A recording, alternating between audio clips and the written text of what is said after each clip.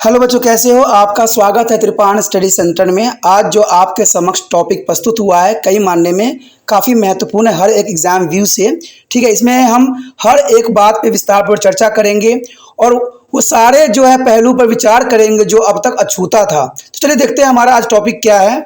कि बताइए कैसे लैंगिक प्रजनन और लैंगिक प्रजनन की तुलना में अधिक विविधताओं को जन्म देता है। बात बहुत क्लियर है। देखिए, अलैंगिक जनन में जो है लैंगिक जनन की काफ़ी डिफरेंस देखने को मिलता है।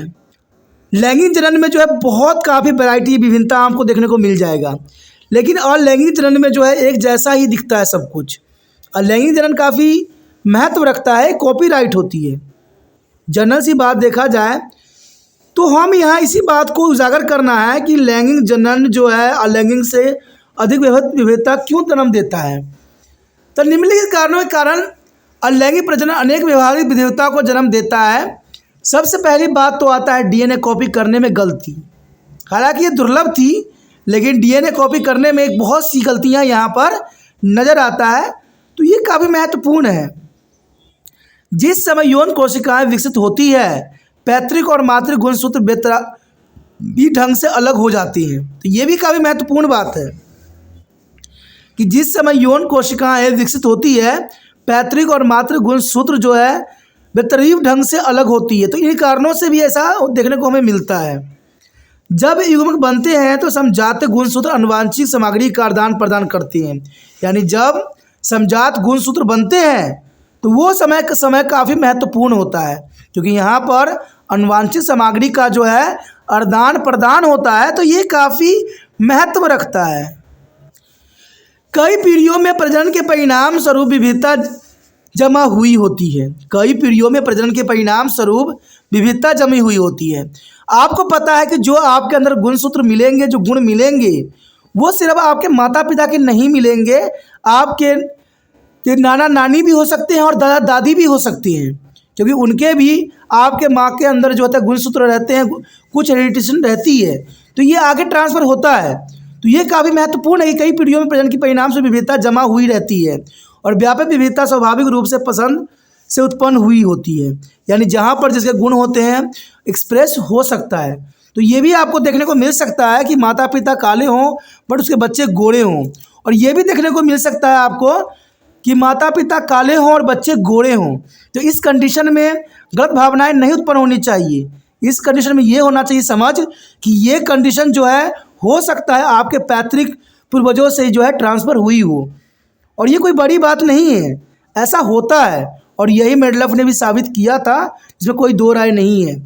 तो ये आपके मन से हमेशा हट जाना चाहिए, क्योंकि आजकल जो मनुष्य है हमेशा शक के निगाहों से जो है दूसरे की तरफ देखता है, लेकिन ये बात उनको समझ से परे रहती है और कभी ये बात को समझने की कोशिश नहीं करती हैं।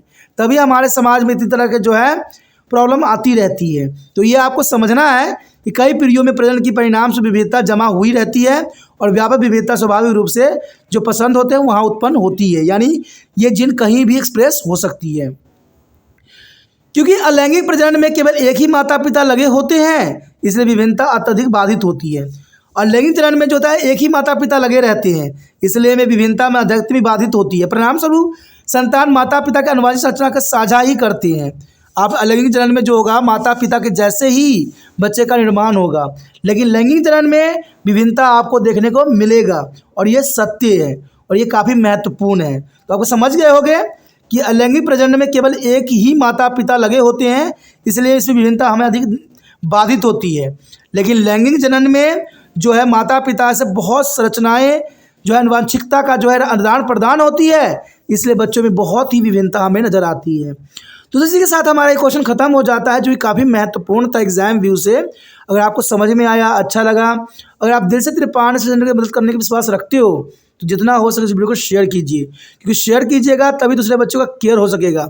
और शेयर करने के लिए कुछ नहीं करना है, यूट्यूब से लिंक को कॉपी करना है और व्हाट्सएप एड्रेस पर लगा देना है। कहते हैं ये काफ़ी महत्वपूर्ण रहता है उन सभी बच्चों के लिए जिनको ये वीडियो की ज़रूरत होती है, और इसमें आप एक महत्वपूर्ण कड़ी के साथ कार्य कर सकती हो। दोस्तों, ये बात सच्चाई है कि कहते हैं कोई आपके लिए कुछ करे तो आपका भी फ़र्ज़ होता है कुछ अच्छा करने का, और ये त्रिपाण सेंटर से जुड़े बच्चों के मन में सदैव विश्वास होना चाहिए। और आप समय समय पर देखते रहिए कि आपको कितना वीडियो आपको प्राप्त होता है। सिर्फ आप जो है शेयर करने की भावना आपके मन से जाना नहीं चाहिए, और ये महत्वपूर्ण रहता है। पहली बार मेरे चैनल पे आए हो, पहली बार वीडियो देख रहे हो, समझ में आ रहा है, अच्छा लग रहा है, तब जाकर सब्सक्राइब करो। तो सब्सक्राइब कीजिएगा, तभी जो है अगले वीडियो का नोटिफिकेशन भी मिलेगा। सब्सक्राइब नहीं कीजिएगा तो शायद कई वीडियो का नोटिफिकेशन ना मिले। और आपको पता ही होगा कि तिरपान स्टडी सेंटर 8th से लेकर MA तक के बच्चों के लिए बहुत ही महत्वपूर्ण यहाँ प्लेटफॉर्म तैयार करता है, जो आपके लिए महत्वपूर्ण रहता है। सोचिए नहीं, विचार ना कीजिए, अभी तिरपान स्टडी सेंटर को सब्सक्राइब करके अपने मोबाइल में सेव कीजिए।